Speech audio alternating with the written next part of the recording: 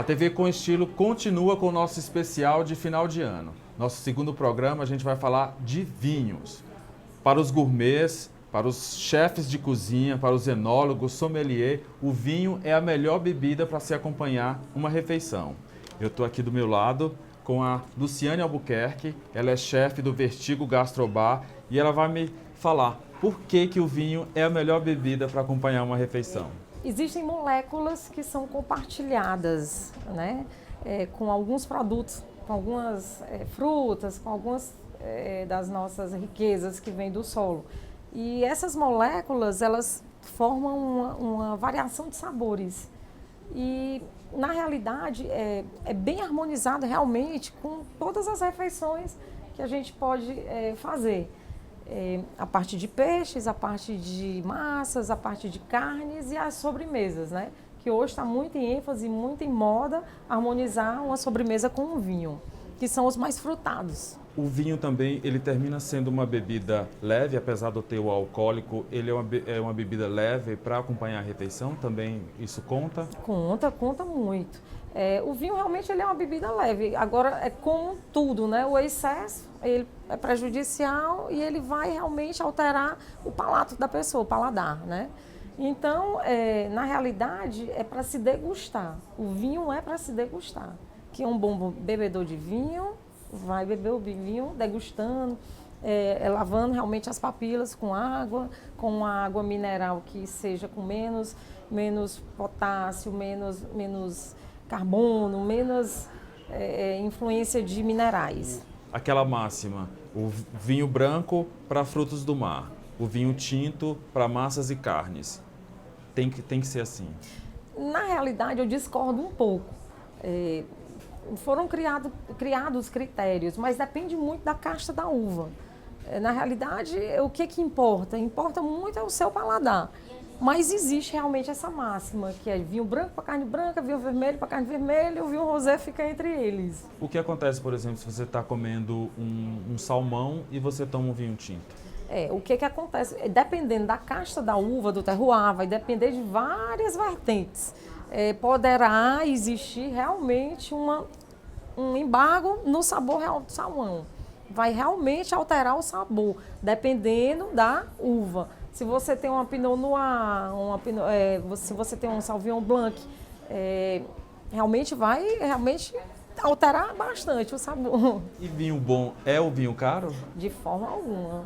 O vinho bom é um vinho que respeita todas as suas substâncias, né?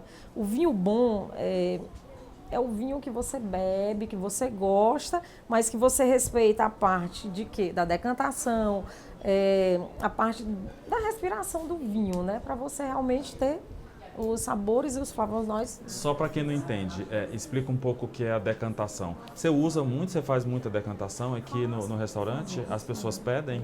Os bebedores, né? Os novos conhecedores de vinho, eles querem o serviço completo. A decantação começa com o quê? Com a parte da uva, o vinho. Nós temos um vinho, um quinoa, que ele é um vinho chileno, que é maravilhoso.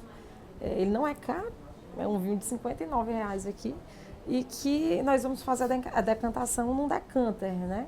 Vamos botar o vinho e deixar ele respirar um pouco, deixar toda a sujidade que às vezes a uva deixa, né? Para poder depois servir ao copo de vinho. Vamos entender um pouco o rótulo do vinho. Aqui, por exemplo, você deu como exemplo aqui o Quechua. O Quechua é uma uva, a Cabernet Sauvignon é uma uva que ela é específica realmente do Chile. É uma das mais vendidas. A coloração dela é bem intensa e o sabor dele é bem peculiar, né? É um vinho seco, mas que agrada a maioria dos paladares. E aí a gente sempre vê, né, no rótulo do vinho o produtor. O produtor também é muito importante. Muito importante. O que você considera mais importante?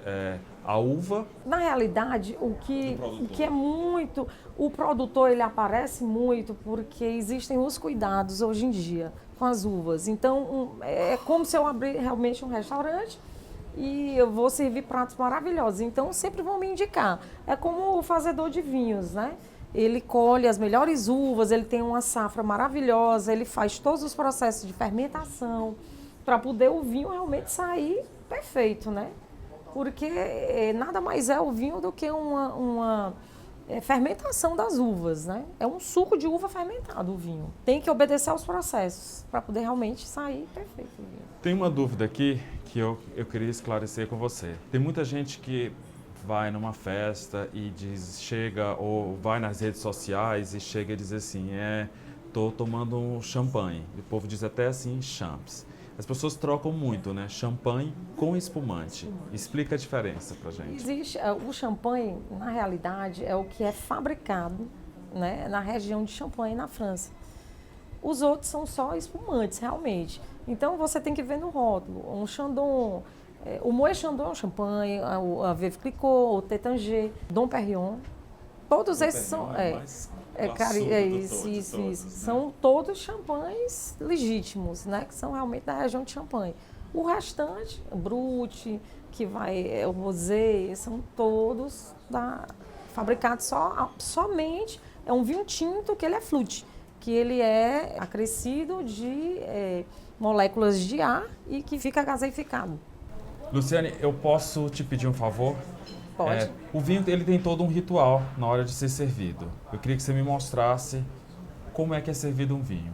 Eu fiz o pedido e eu fui a pessoa que fiz o pedido do vinho. Certo. Como é que você vai servir? Primeiro passo é a abertura do vinho. O cliente escolhe o vinho. A abertura do vinho é feita com esse equipamento.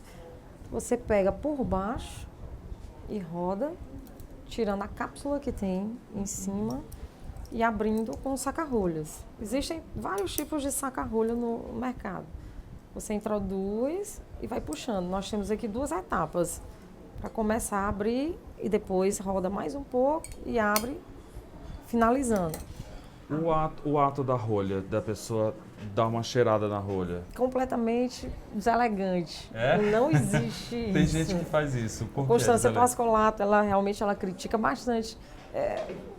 Na realidade, a rolha ela vai para a mesa do cliente para o cliente perceber que ela não tem nenhuma rachadura. Se ela tiver realmente com a cor do vinho nela, é porque o vinho ele não estava, na realidade, estava acontecendo a entrada de nitrogênio, de gás carbônico, e o vinho, na realidade, ele vai avinagrar. Então você não percebe que o vinho avinagrou não pela rolha, mas na hora que você tem a primeira degustação, Isso. que é o que... Se ele perceber realmente que existe essa sujidade, né, na rolha, é porque realmente o vinho ele estava tendo contato com o gás carbônico, né, o oxigênio de fora.